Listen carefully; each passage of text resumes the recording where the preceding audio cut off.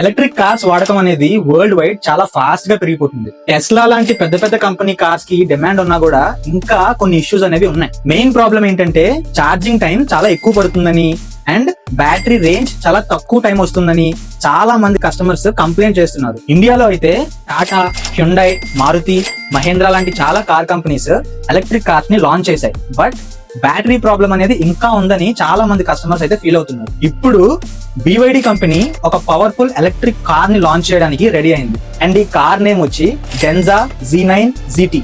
Company చెప్పింది ఏంటంటే మీరు జస్ట్ 5 minutes ఛార్జింగ్ పెడితే 10% నుంచి 70% వరకు ఛార్జ్ అవుతుంది.